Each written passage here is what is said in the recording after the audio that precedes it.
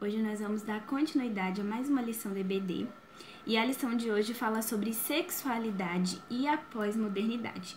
Para quem não sabe, a gente está fazendo uma série de estudos sobre sobre pós-modernidade, né?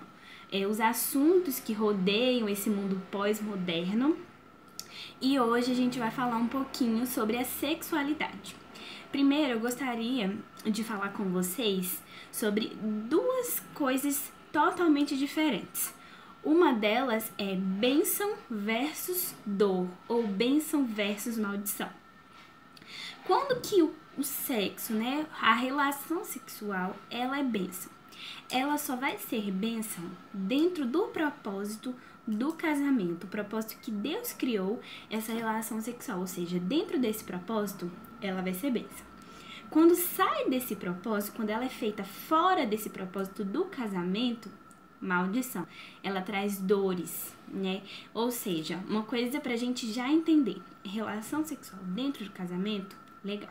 Fora do casamento, qualquer tipo de relação fora, maldição, só traz dores. Então, hoje a gente vai propor o seguinte, a gente vai entender um pouquinho pela palavra o que é essa sexualidade quando ela traz bênção e quando ela traz maldição. E a gente vai propor também a vocês a entrega do seu corpo, né, com o propósito de viver a santidade. E a segunda proposta é controlar os seus instintos sexuais para não pecar. Toda vez que eu converso com alguém sobre esse assunto, eu me lembro de uma história que eu ouvi. Eu estava assistindo uma live do Eu Escolhi Esperar, e nessa live eu lembro que ele contou o seguinte: quando você sente vontade de fazer xixi ou qualquer necessidade natural e você não tá num ambiente que tenha um banheiro, por exemplo, você não sai tirando a roupa e fazendo em qualquer lugar. A mesma coisa são os instintos sexuais. Então, nós não somos animais, nós não somos selvagens, nós somos civilizados.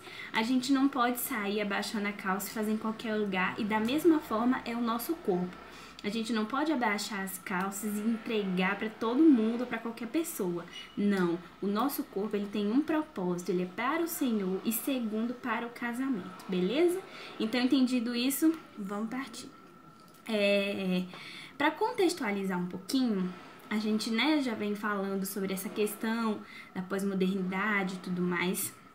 E a gente entende que a sociedade moderna, ela quer inverter os valores, né? Ou seja, tudo que antes a gente considerava como uma coisa legal, uma coisa que era certo de se fazer, hoje ficou tudo muito relativizado.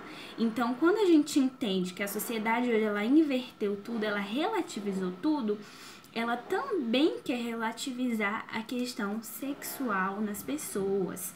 Então, a gente vê assim muitos comentários como do tipo: faz como a gente porque você vai se tornar mais experiente, vai poder se tornar mais experiente e aí vai ser melhor. E essa é uma afirmativa falsa, ou seja, não é uma afirmativa, na verdade ela é uma negativa, isso não é verdadeiro. Então, quanto mais pessoas, mais dores que você vai ter no seu físico, no seu emocional, no seu psicológico. Então, o que a gente precisa entender é que a sociedade que a gente vive, ela inverte os valores, né? Há valores absolutos, como por exemplo, se resguardar para o casamento. E aí, a gente tem o seguinte, a ideia de valores versus regras. O que a gente, enquanto cristãos, enquanto jovens cristãos, considera como valor e o que a sociedade considera como regras, né? Como sendo regras ou como sendo coisas assim, tipo assim, isso é absurdo, isso ninguém mais faz. E uma dessas coisas é o sexo fora do casamento, né? A sociedade pós-moderna, o mundo considera como sendo uma regra absurda que a gente precisa passar por cima disso. Mas nós, enquanto cristãos, enquanto jovens cristãos, a gente considera como sendo um valor. E valor é para ser respeitado, é para ser admirado, é para ser posto em prática. Muito diferente de regra, que precisa ser seguida como algo ruim. Então, se a gente começa a entender e visualizar que o sexo para o casamento, ele é como um valor, a gente consegue colocar aquilo como algo que a gente pode seguir sem tanto peso, porque aquilo ali é um valor, não é uma regra. E eu particularmente não gosto muito da palavra regra, porque ela carrega um peso como sendo algo que a gente precisa cumprir e algo muito ruim. E a gente tem a Bíblia como valor. Ela é para ser seguida porque aqui tem valores para nossa vida inteira. Então, se a gente coloca isso na cabeça como sendo um valor, é muito legal. Bom, e aí, quando a sociedade ela impõe pra gente que esses valores eles precisam ser invertidos, né, ou regras, eles taxam como regras, ela faz com que a gente queira viver segundo o mundo. Ou seja, eu tô na igreja, mas eu não vivo com base nos valores que a Bíblia me apresenta. Eu vivo com base nos valores invertidos que a sociedade me apresenta, ou seja, eu vivo com base no que o mundo fala pra mim. E isso não é uma coisa legal, né? Porque a gente tem graves consequências que isso pode trazer pra nossa vida. E a gente vai ver com base em uma passagem bíblica que algumas dessas consequências que pode ser trazida quando esses valores eles estão quebrados. Mas só para complementar e fechar essa pequena introdução, todos os dias, infelizmente, a gente é bombardeado, nós principalmente jovens, somos bombardeados com notícias, com informações acerca dessa inversão de valores, né? Pelas redes sociais, pela internet, todos os ambientes, às vezes, que a gente frequenta, eles querem investir em nós apelos sexuais, como, por exemplo, às vezes, roupa, né, principalmente para mulher, né, roupa, às vezes fotos no Instagram, nas redes sociais, foto, sei lá, de uma menina de biquíni, isso serve para os rapazes, né, uma menina de biquíni, ou, sei lá, de um rapaz totalmente sem camisa e tal, e aí a gente tem aquela famosa frase, né? Meu corpo, minhas regras. Então, assim, eu posso fazer tudo que quiser, tudo que me der na teia, eu vou fazer, eu vou sair fazendo. E, gente, tomem muito cuidado com isso, porque isso não é bíblico. Uma vez eu até vi um post que dizia assim, faça tudo que você quiser fazer, seu corpo, suas regras, assinado Satanás. E isso é a pura verdade. Essa ideia, tipo assim, vou fazer tudo que eu quero, porque amanhã... eu não sei o que vai ser, se eu morrer, pelo menos eu vou satisfazer todos os meus desejos. Faz isso, amigão, pra você ver amanhã como é que vai ser. Então, gente, toma muito cuidado. E com isso, eu quero enfatizar o seguinte. Muita gente, né, tem seguido essas regras, né, que o mundo fala, né, as suas próprias regras. Muita gente tem relativizado essa questão, muita gente tem vivido da forma como quer, sem seguir valores e princípios, né, e tem sofrido as consequências. Tem muitos jovens sofrendo emocionalmente, psicologicamente, e espiritualmente, porque sofrem as consequências de uma relação, principalmente de uma relação física, uma relação sexual com pessoas que não são pessoas para ela, né? Não foi feito dentro desse princípio, desse propósito do casamento e acabam se machucando, se magoando. Então, gente, tome muito cuidado com isso, porque isso não é o propósito de Deus. Se você tá aqui achando que sexualidade na pós-modernidade, a gente vai falar que pode sair fazendo sexo com todo mundo, que é legal e tal, bababá. Gente, isso não é de Deus. A Bíblia condena essa prática. Negócio de ter mais de uma mulher também, a gente condena essa prática. E não é só por condenar. É algo que a gente entende como uma cosmovisão bíblica, tá na Bíblia e traz más consequências, né? Fazer com todo mundo ou fora do princípio traz más consequências para a nossa vida e para a vida da outra pessoa.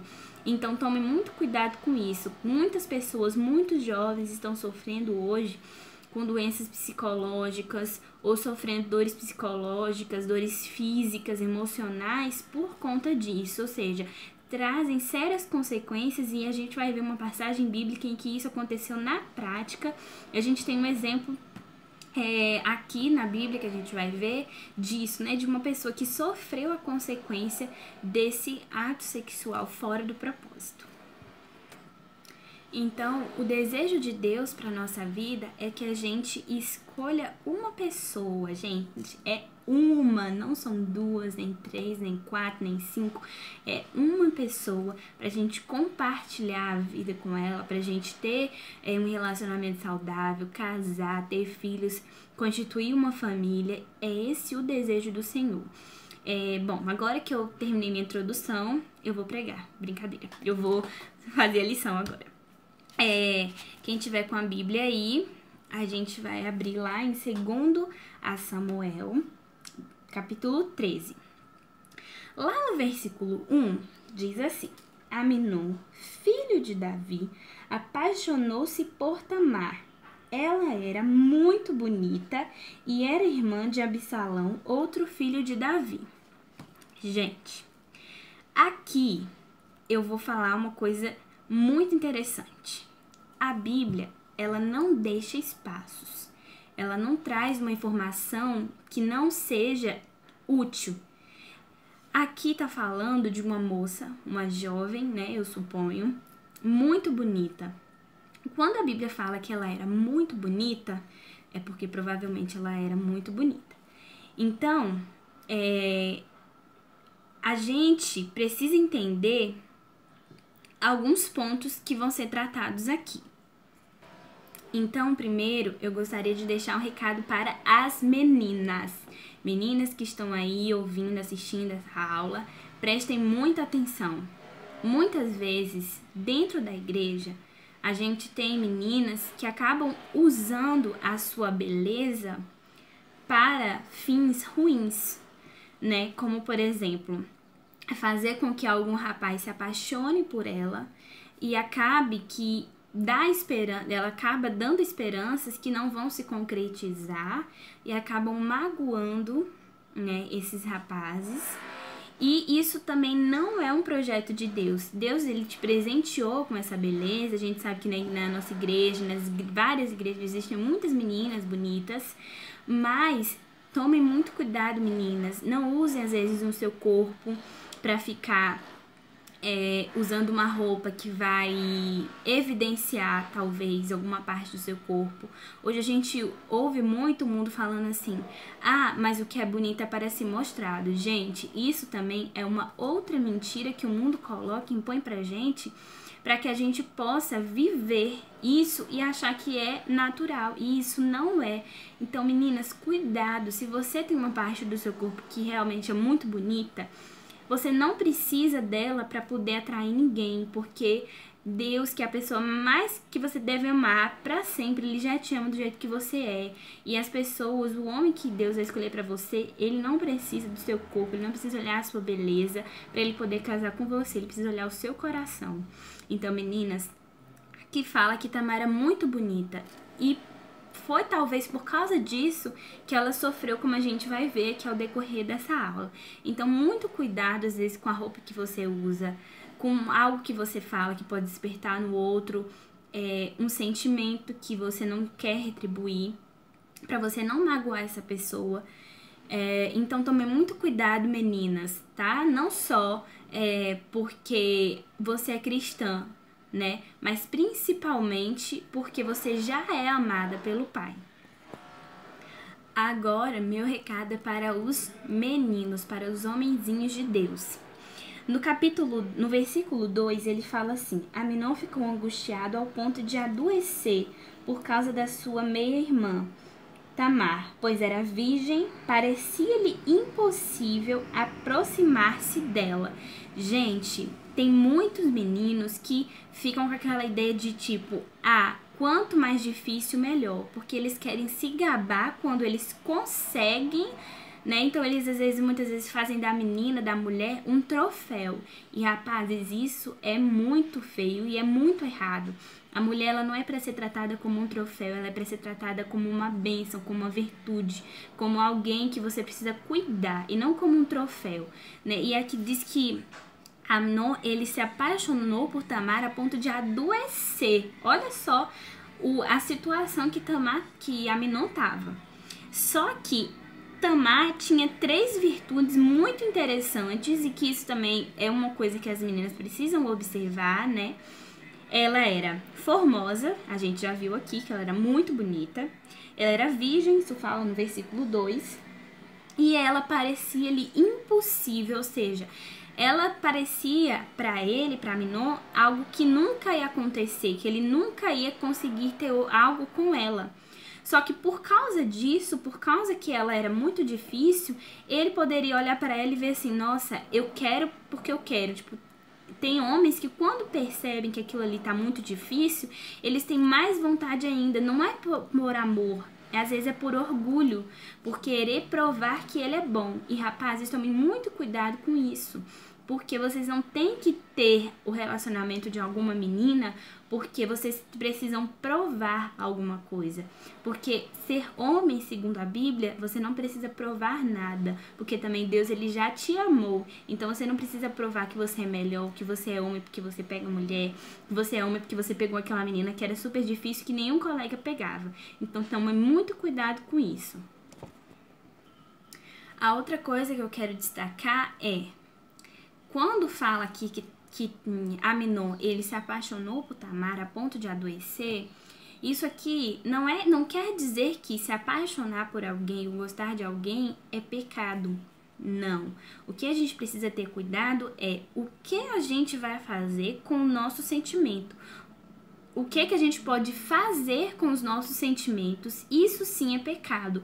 Porque, como a gente vai ver aqui, o que Aminon fez com Tamar, por causa dessa paixão que ele tinha por ela, foi pecado. Agora, se apaixonar por alguém, não. Então, meninos e meninas, tomem muito cuidado com o que vocês estão fazendo por causa de uma paixão, por causa de meninos, por causa de outras meninas. Então, tomem muito cuidado com o que vocês estão fazendo, se vocês estão magoando aquela pessoa, se vocês estão machucando, se vocês estão sendo realmente cristãos, se vocês estão tendo uma postura de homens e meninas, de homens e mulheres, jovens cristãos, né? Então, tomem muito cuidado com o que você vai fazer, porque gostar de alguém não é pecado, mas o que você faz com esse sentimento pode ser pecado. Agora, nós vamos ler os versos 3 e 4. Prestem atenção. Aminon tinha um amigo. Esse amigo aqui é aquele amigo da onça. Muito astuto. Olha como a Bíblia ela não mente em nada. Chamado Jonadab, filho de Simeia, irmão de Davi. Ele perguntou a Aminon, filho do rei, por que todo dia você está abatido? Quer me contar o que passa? Aminon lhe disse, estou apaixonado por Tamar, irmã do meu irmão Absalão. Gente, muito cuidado com os amigos de vocês. Às vezes aquele amigo da faculdade, aquele amigo do trabalho, aquele amigo da escola, que na verdade de amigo não tem nada. Muito cuidado, porque esse amigo de Aminon, ele vai dar um conselho que vai ser um conselho muito ruim para Aminon, que vai trazer sérias consequências. Então, muitas vezes a gente fala assim, eu não vou contar nada pro meu pai, pra minha mãe ou pra aquela amiga da igreja, porque eu sei que aquela amiga da igreja só vai me criticar, só vai apontar o dedo pra mim. E a gente deixa de confiar em alguém que a gente sabe que aquela pessoa talvez vai nos dar um bom conselho, ou um conselho talvez que eu não queira ouvir, e ouvimos aquele amigo que não é da igreja, aquele amigo que não tem nada de bíblico pra nos apontar, e aí a gente acaba caindo na cilada. Aqui a própria Bíblia fala amigo muito astuto. Então, o que acontece? Quando esse amigo do Aminon, ele pergunta aqui, o que tá acontecendo com você? Né? Porque eu tô vendo que você tá muito triste e tal, o que tá acontecendo? E aí o Aminon, ele fala, olha, eu tô apaixonado pela minha irmã, né, pela minha meia-irmã, Tamar, e eu tô ficando muito triste. O que é que ele faz? Ele dá um conselho, olha, aqui, eu vou te dar aqui um conselhinho que vai ser, show, beleza, você vai conseguir ter a mulher que você quer. E aí, o que acontece?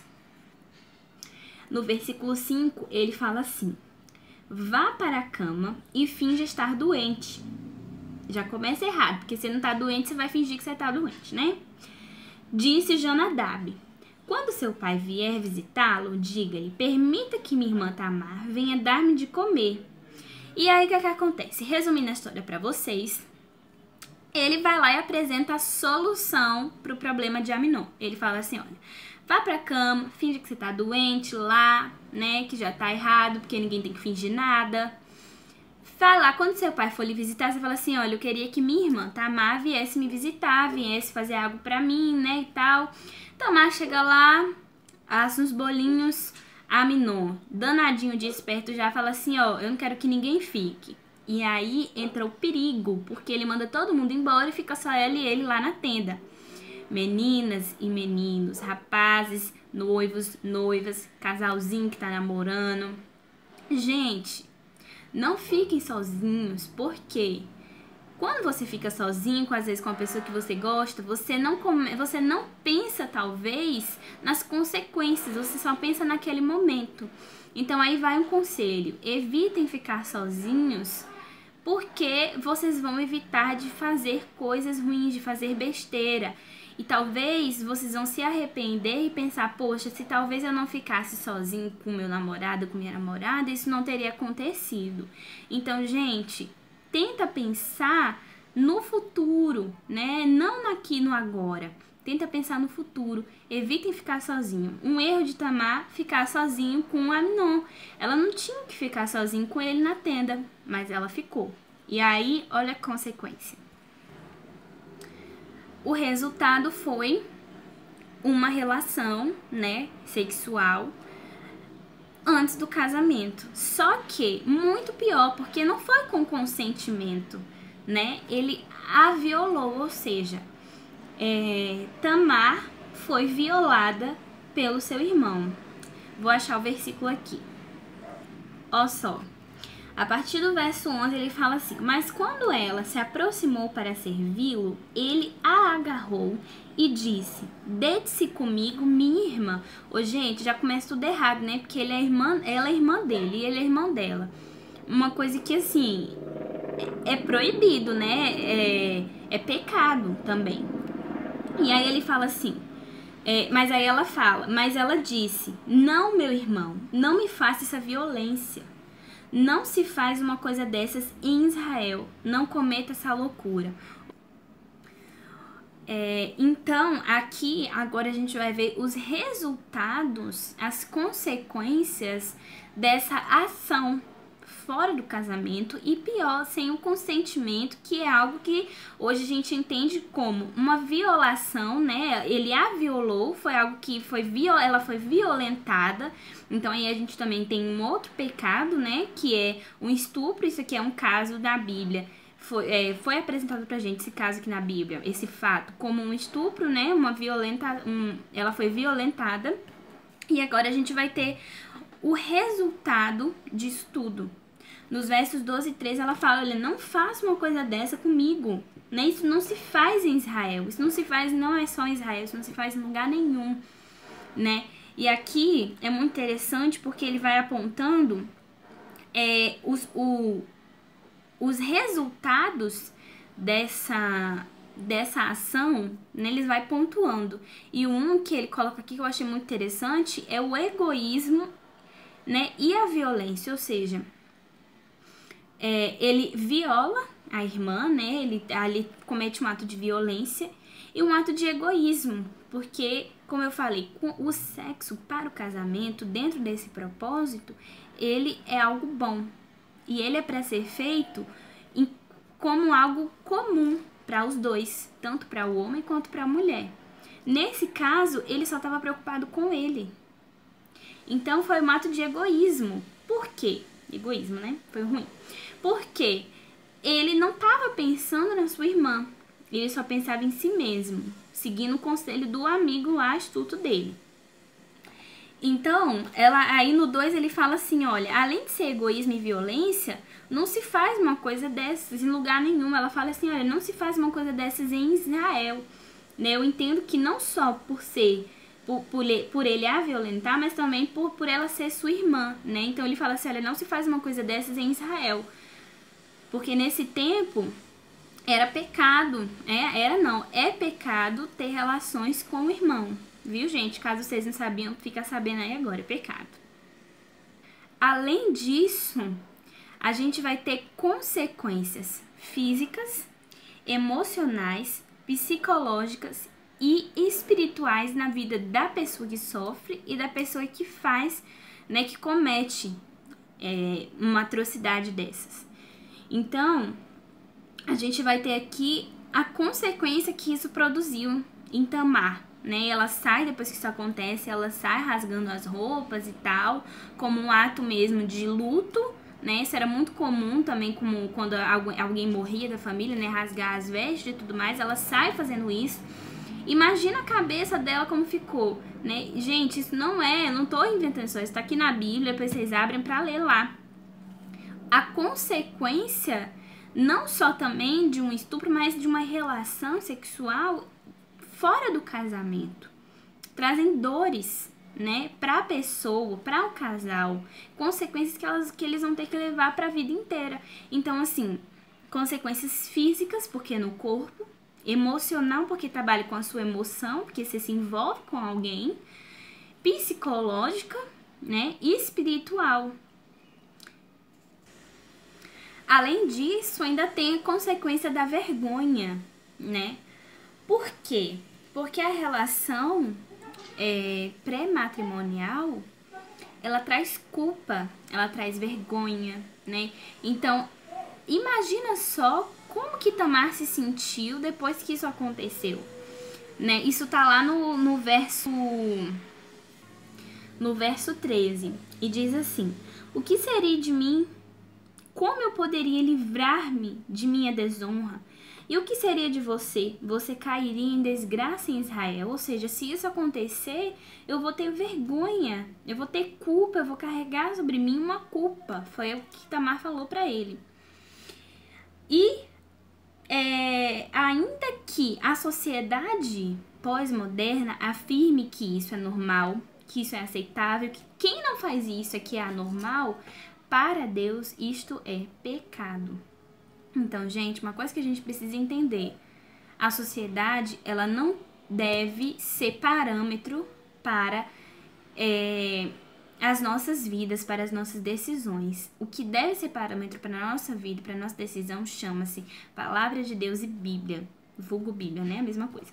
Então, mesmo que a sociedade diga assim: que isso, que besteira, não sei, por que você tá assim, você tá se preocupando com isso, menina? Faz isso logo, rapaz, faz isso logo, pega aquela menina ali, prova que você é homem.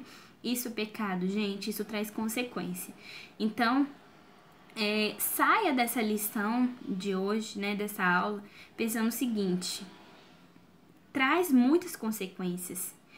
E se eu posso, né, escolher não ter essas consequências para minha vida, hoje, a partir de hoje, eu vou escolher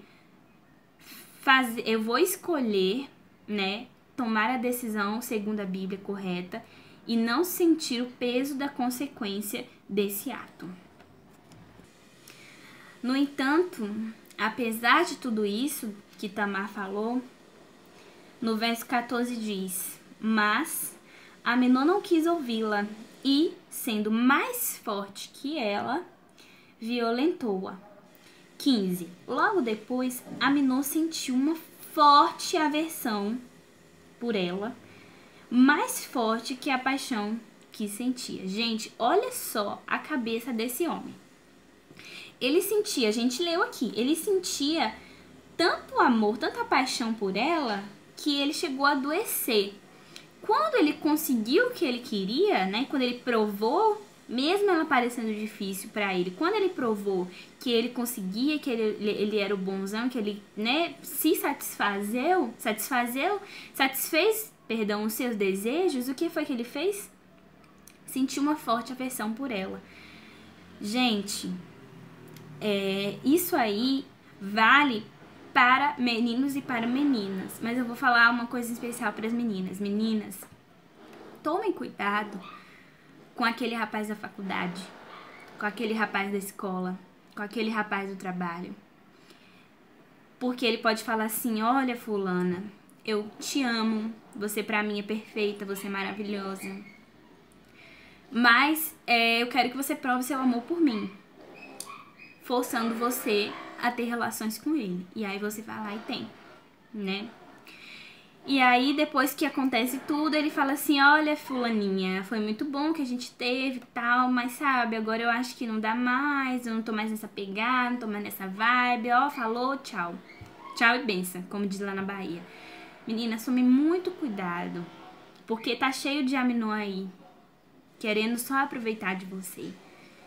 Então, independente de onde você esteja, ou o que você já fez, hoje essa mensagem, essa lição é pra incentivar vocês a mudar hoje. Não importa o que você já fez no passado, não importa as suas dores também, mas as consequências, né, foram sentidas. E olha só, olha só o egoísmo de Amnon. Depois que ele conseguiu o que ele queria, ele sentiu uma forte aversão por ela. Ou seja, ele sentiu nojo por ela. Depois que ele conseguiu, ele olhou pra ela e fez: nossa, não quero nem ver a cara dessa mulher aqui. Foi basicamente isso, né? Então no versículo 16 ele fala assim: mas ela lhe disse... Não, perdão, no 15, no finalzinho ele fala: e lhe disse, levante-se e saia. Ainda botou ela pra fora. E aí ela falou assim: não, meu irmão, mandar-me embora será pior do mal que você me fez. Ou seja, ela falou assim: olha, depois de tudo que você fez comigo, você tá mandando embora, meu filho?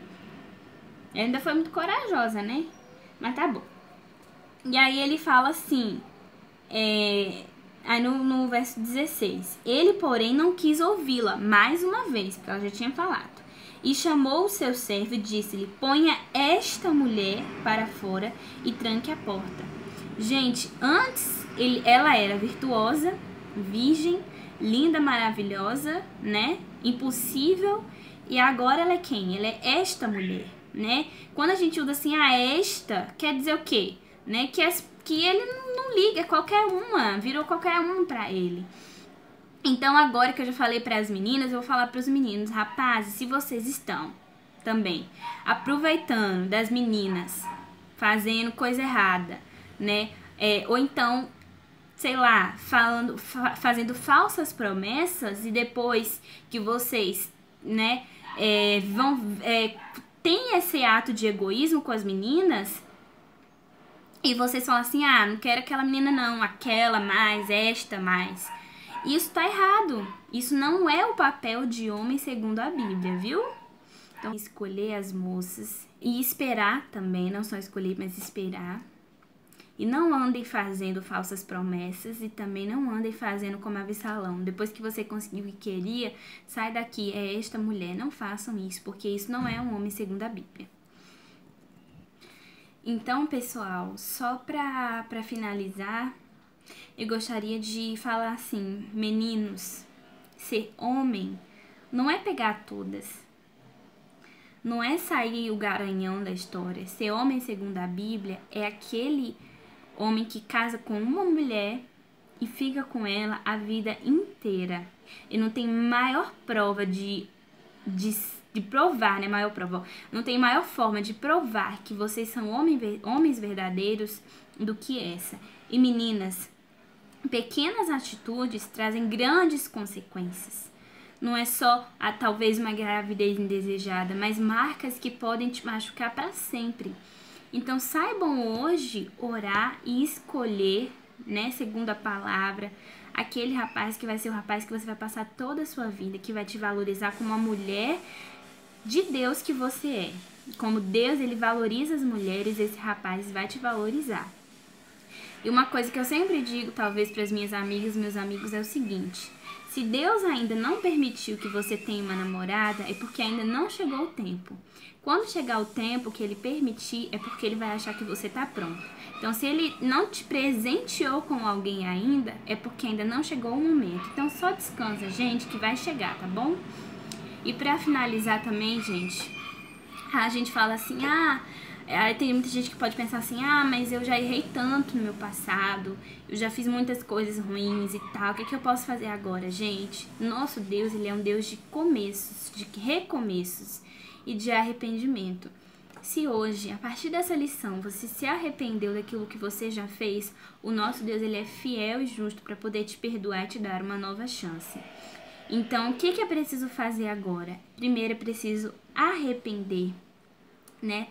Falar assim, Senhor, eu errei no meu passado, mas hoje eu quero te entregar a minha vida. Orar ao Senhor pedindo perdão, pedindo fidelidade e entregar a Ele não só o seu futuro e falar assim, Senhor, o meu futuro, a pessoa que eu vou casar, a pessoa que eu vou me envolver, tá nas tuas mãos, mas entregar a Ele o seu corpo. Acho que, não sei se eu tô enganada, mas lá em Romanos fala que o nosso corpo é templo do Espírito Santo. Meninas, o nosso corpo não é só nosso, as nossas regras, nosso corpo, isso é uma mentira. O nosso corpo, ele é do Senhor. Rapazes, o seu corpo é do Senhor. E o corpo da sua namorada, o corpo da sua futura mulher, futura namorada, também não é seu.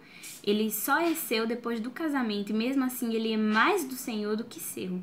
Então, apresentem também o seu corpo, meninos e meninas, o corpo de vocês ao Senhor. Se hoje você errou, se vocês erraram no passado, vocês se arrependeram, hoje é o momento de começar, de recomeçar. Porque o nosso Deus, ele também é um Deus de recomeço. Então, ore a Ele, apresente a Ele, seja sincero, fale a Ele dos seus pecados passados, fale a Ele das suas falhas e apresente a Ele também o seu pedido de perdão e a sua entrega, porque Ele é fiel e justo para fazer tudo novo. Amém? E não se esqueçam que vocês são amados pelo Senhor. Então, essa é a minha palavra de hoje, essa foi a lição dessa semana. Eu espero que essa palavra tenha falado ao seu coração, porque falou muito ao meu também. E que a partir de hoje, a gente possa mudar, né? Entregar mais e mais o nosso corpo, a nossa vida como um todo, nossa vida emocional, espiritual, ao Senhor. E que a partir de hoje você possa fazer essa entrega total a Ele e viver pela palavra, né? Não viver com base no que o mundo fala, não viver com base no que o mundo distorce, no que o mundo fala que é certo, mas viver com base no que a palavra fala que é certo e no que a palavra fala que é verdadeiro. Então, até a próxima!